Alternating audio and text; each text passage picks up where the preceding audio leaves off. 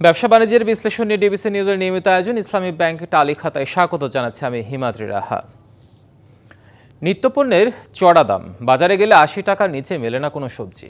মাছের বাজারে গেলে মাথায় হাত, শুধু পাঙাশ মাছ ক্রয় ক্ষমতার কাছাকাছি থাকলেও সামুদ্রিক মাছ কিংবা নদীর মাছ মধ্যবিত্তের ধরাছোঁয়ার বাইরে। এছাড়া চড়া চালের দাম, ডজনে ১০ টাকা বেড়েছে ডিমের দামও। তাহলে প্রশ্ন জাগে, মধ্যবিত্তের স্বস্তি কোথায়? দর্শক, এসব নিয়ে টালি খাতার আজকের আলোচনার বিষয় খাদ্যপণ্যের দাম বাড়ছে কেন। আলোচনা করতে আমাদের সাথে ভার্চুয়ালি যুক্ত আছেন জাতীয় ভোক্তা অধিকার সংরক্ষণ অধিদপ্তরের মহাপরিচালক মোহাম্মদ আব্দুল আলিম আখতার খান এবং আছেন এসিআই এগ্রি বিজনেস ডিভিশনের প্রেসিডেন্ট ডক্টর FH আনসারি। আপাতত একজনই যুক্ত আছেন আমাদের সাথে, ডক্টর FH আনসারি। আপনাকে স্বাগত আমাদের টালি খাতায়।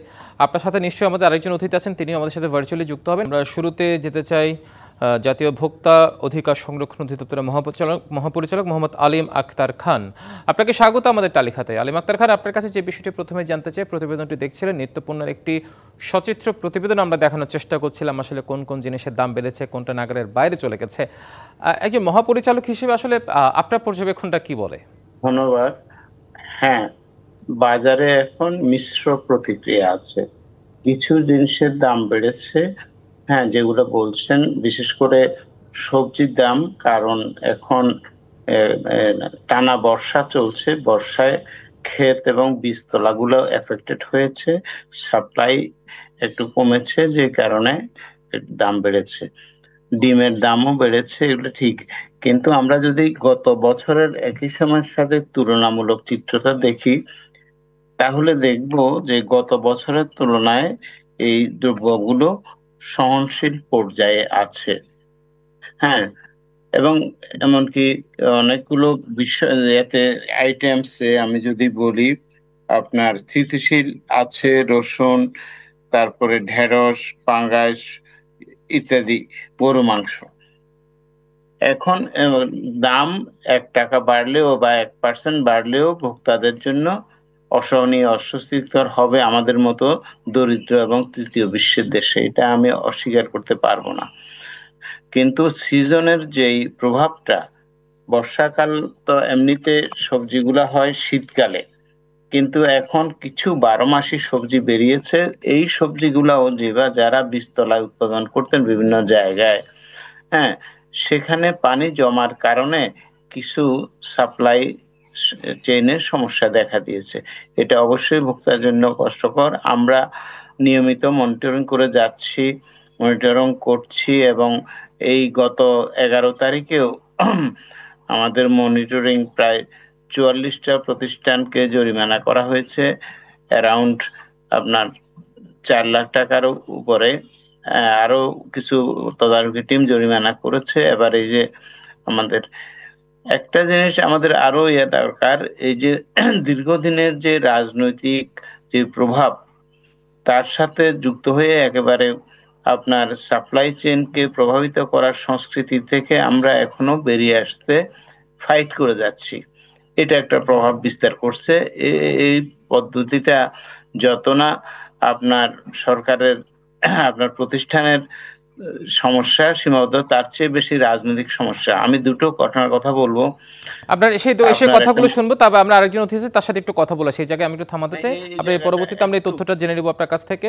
আচ্ছা, বলুন। হ্যাঁ, না, এই তথ্যটা জনগণের জানা দরকার, প্লিজ। হ্যাঁ, সেটা হলো যে আমরা রাজবাড়িতে যখন ভোক্তা অধিকার নিয়ে কাজ করতে যাই, বাধা দেয় একদল রাজনৈতিক পরিচয়ে। তাদের বিরুদ্ধে মামলাও হয়েছে, এবং কি তাদেরকে পুলিশ না, আর্মির সহায়তায় অ্যারেস্টও করা হয়েছিল। কিন্তু তারা জামিনে চলে যান। এখানে কিছু জামিনযোগ্য ধারা ছিল, কিছু অজামিনযোগ্য ধারা ছিল। এনিওয়ে, সেখানেও ওনাদের একটা রাজনৈতিক পরিচয় ছিল। আমি এখানে পরিচয়টা পার্টিকুলার বলতে চাই না। ফলে এটার থেকে রাজনীতিবিদদেরকে বেরিয়ে আসতে হবে, তাহলে ভোক্তারা স্বস্তি পাবে।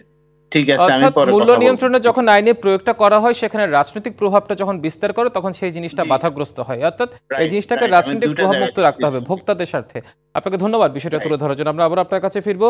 ডক্টর FH আনসারি, আপনার কাছে একটি প্রশ্ন রাখতে চাই। সেটি হচ্ছে, আমরা দীর্ঘদিন বেশ কয়েকদিন ধরে দেখে আসছি চালের দাম চড়া। আমরা যখন মিলারদের কাছে যাই, প্রান্তিক কৃষকদের কাছে যাই, তারা দোষ দেয় মিলারদেরকে। মিলারদের কাছে গেলে তারা বলে কর্পোরেট প্রতিষ্ঠানগুলোর কাছে। আসলে বাস্তবতাটা কি বলে, সত্যটা কি? চালের দাম কিছুটা বেড়েছে, দ্যাটস ট্রু। এখন আমাদের দেখতে হবে যে আমাদের দেশে কতগুলো আধুনিক মিল আছে আর কতগুলো ট্রেডিশনাল মিল আছে।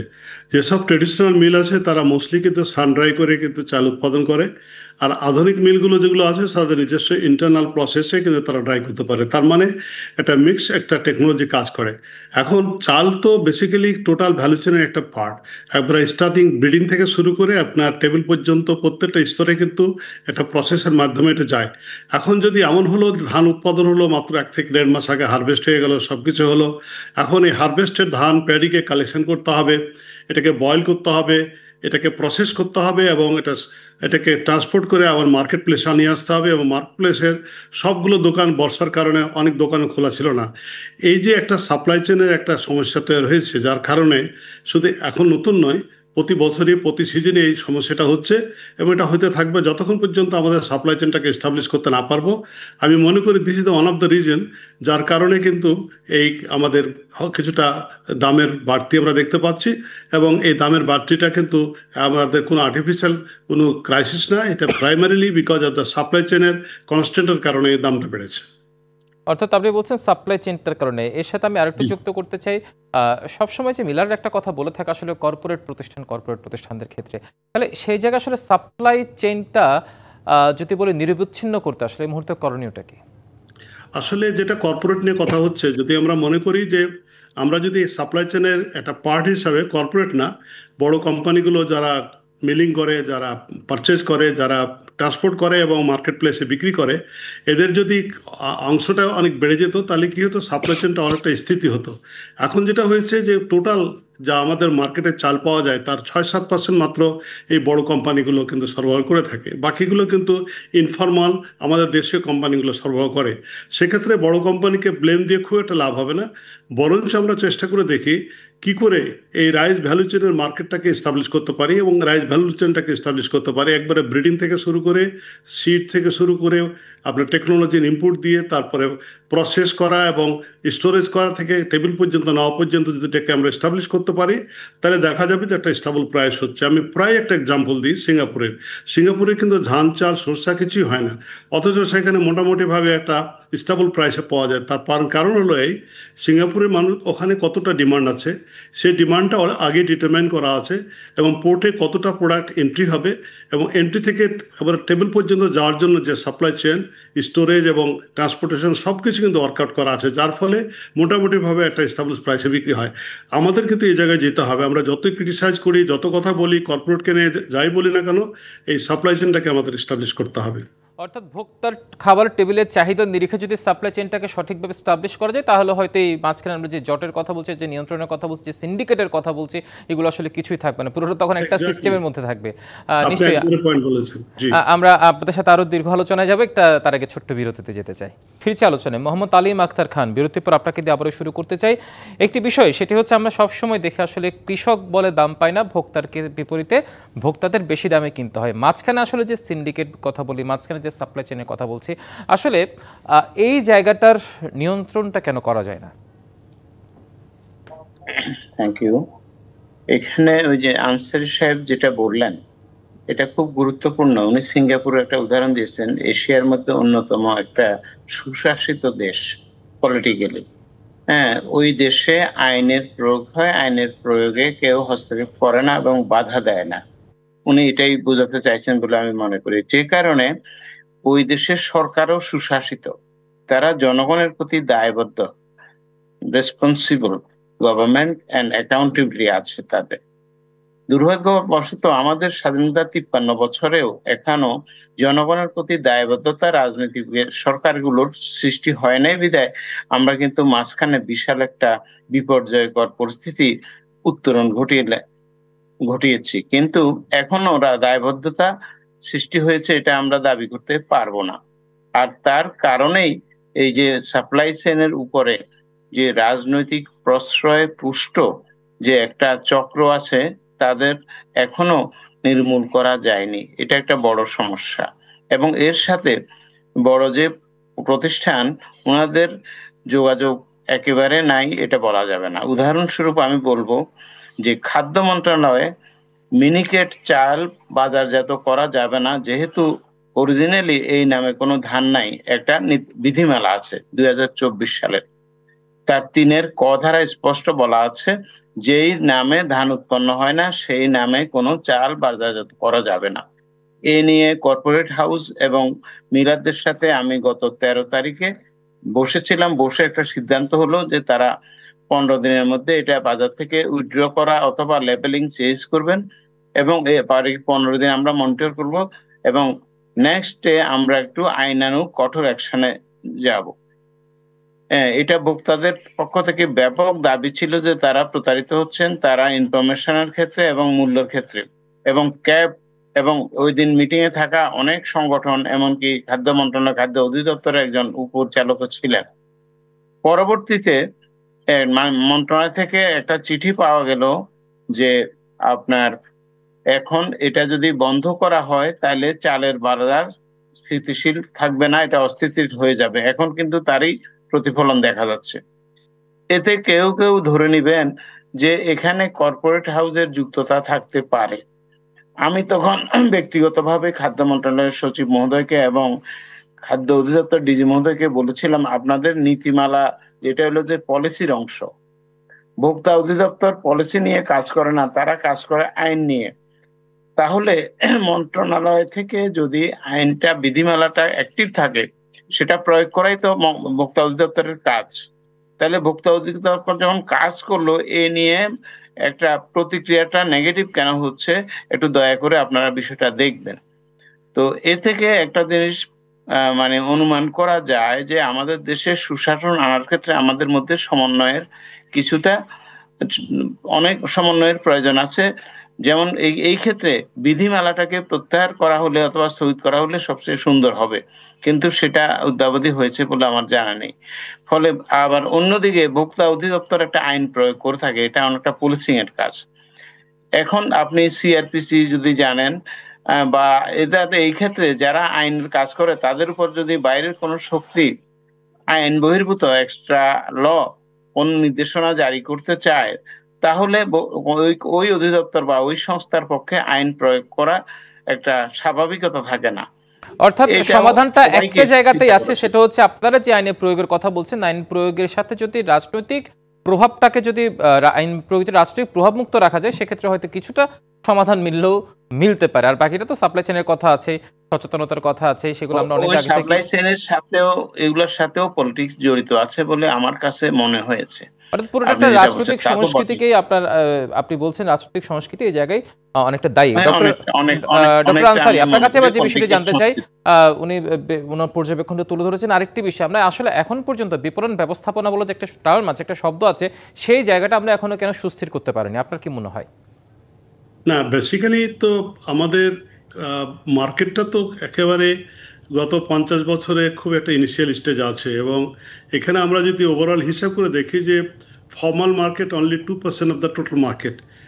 কয়েক বিলিয়ন ডলারের একটা মার্কেটে মাত্র 2% হলো ফর্মাল মার্কেট, অর্থাৎ রিটেল চেনে বিক্রি হয় সমস্ত পণ্য। রিটেল চেনের সুবিধা হলো এই যে পণ্যগুলো ফ্রেশ থাকে, পণ্যগুলো মূল্য নির্ধারিত থাকে এবং ভেরি স্পেসিফিক প্রাইসে বিক্রি হয়। আর রিটেল চেনের আরেকটা সুবিধা হলো তাদের পারচেজে কিন্তু ব্যাকওয়ার্ড লিঙ্কেজ স্টাবলিশ থাকে, যার ফলে ফ্রেশ এবং এটা স্ট্যাটিক প্রাইসে কিনতে পারে। আমাদের এই রিটেল চেনটাকে ডেভেলপ করাতে হবে, গ্রো করাতে হবে।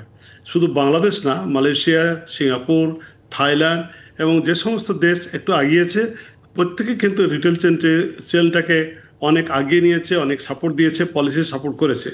রিসেন্টলি সরকার একটা কাজ করেছে, সেটা হচ্ছে এতদিন যে একটা বিরাট প্রবলেম ছিল যে পাশের দোকানে গেলে ভ্যাট দিতে হয় না, অত রিটেল শপে গেলে ভ্যাট দিতে হয়, এটা রিমুভ করে দিয়েছে। ফলে আমরা মনে করি এই 2%টা হয়তো এগিয়ে 5% বা 10%-এ যাবে। তখন দেখা যাবে একটা ওভারঅল একটা অবস্থার একটা সিচুয়েশান তৈরি হবে যেখানে সাপ্লাই চেনটা অনেকটা এস্টাবলিশড হবে, স্ট্যাটিক হবে, এবং সেখানে আমাদের ভোক্তারা যারা পণ্য কিনতে চায় তারা একটা ভালো প্রাইসে পণ্য কিনতে পারবে এবং with a full of satisfaction. এই জিনিসটা কিন্তু হচ্ছে, এটা কিন্তু আমাদের মাথার মধ্যে রাখতে হবে। তবে কিছুক্ষণ আগে ডিজি মহোদয় যেটা বলেছেন খুব ইন্টারেস্টিং, সেটা হচ্ছে এই যে গত 40 দিনের বর্ষাতে যেটা হয়েছে, আমাদের দেশে গ্রীষ্মকালীন যে সবজিগুলো সেগুলো ঠিকমতো গ্রো করাতে পারেনি। আর অফ সিজনের কিছু কিছু সবজি যেগুলো ভ্যারাইটি অ্যাডাপ্টেশনের কারণে কিছু কিছু করা মানে সম্ভব হচ্ছে। সে ফর এক্সাম্পল সিম এখন 300 বা 350 টাকা দাম। দেখেন যে সিজন উইন্টার সিজনে যদি সিম গ্রো করা যায় তো 20 টন হেক্টরে হারভেস্ট করা সম্ভব। এখন হয়তো 2-3 টন হারভেস্ট করা যায়, অর্থাৎ কস্ট অফ প্রোডাকশনে একটু অনেক বেশি এখন। সো এই বেশি দামে বিক্রি করে কিন্তু অনেকে লাভ করতে পারছে না। আবার যদি আপনি আসেন মুরগির কথা বলি, এখন থেকে 15-20 দিন আগে মুরগির দাম ছিল 110 টাকা লাইভ বার্ড, এখন সেটা হয়েছে 130 টাকা। এখন দেখেন যদি আমরা ওই 10-এর সাথে 30 কম্পেয়ার করি তাহলে বলতে হবে যে হ্যাঁ মূল্য বৃদ্ধি হচ্ছে, কিন্তু যদি আমরা খামারিদের কথা চিন্তা করে দেখি ওদের 1 কেজি মুরগি উৎপাদন করতে 126-27 টাকা খরচ হয়ে যায়, অর্থাৎ 150 বা 60 টাকা বেচতে পারলে তাদের কিছুটা লাভ হয়। এখন এই দেশে একদিকে আমাদের দেখতে হয় কর্মসংস্থান, আরেকদিকে দেখতে হয় আমাদের ভোক্তা, সব কিছু ব্যালেন্স করে কিন্তু আমাদেরকে চলতে হয়। তা আমি মনে করি সবচেয়ে ইম্পর্টেন্ট পার্ট হলো যে সহনীয় হতে হবে। আমরা হঠাৎ করে এমন কিছু আমরা বলি না, এমন কিছু করি না যেটা আলটিমেটলি একজন আরেকজনকে আঘাত করা হয়। এই আঘাত করাটা আমাদের বন্ধ করতে হবে, বরঞ্চ কারণ যে সমস্ত সমস্যা তৈরি হচ্ছে এই সমস্যাগুলো সমাধানের জন্য আমাদের সমাধান খুঁজে বের করতে হবে। এবং ওই একই কথায় আসি যে আমাদের এই সাপ্লাই চেনটাকে, ফুড ভ্যালু চেনটাকে আমাদের এস্টাবলিশ করতে হবে। এত বড় দেশে প্রায় 18 কোটি মানুষের দেশে ফুড ভ্যালু চেন এস্টাবলিশ করতে না পারলে প্রচুর খাদ্য উৎপাদন হবে, প্রচুর খাদ্য সরবরাহ হবে, কিন্তু খাদ্য প্রাপ্তি থাকবে না, অথবা দামে কোনো মানে সঠিক জায়গায় সঠিক খাদ্যের ঘাটতিটা রয়ে যাবে। অসংখ্য ধন্যবাদ ডক্টর আনসারী এবং মোহাম্মদ আলিম আক্তার খান আজকে আমাদের এই তালিকাতে এসে আপনাদের মূল্যবান পর্যবেক্ষণ তুলে ধরার জন্য। দর্শক, ব্যবসা বাণিজ্যের বিশ্লেষণ নিয়ে ডিবিসি নিউজের নিয়মিত আয়োজন ইসলামী ব্যাংক তালিকাতে আছে পর্যন্তই, সঙ্গে থাকুন।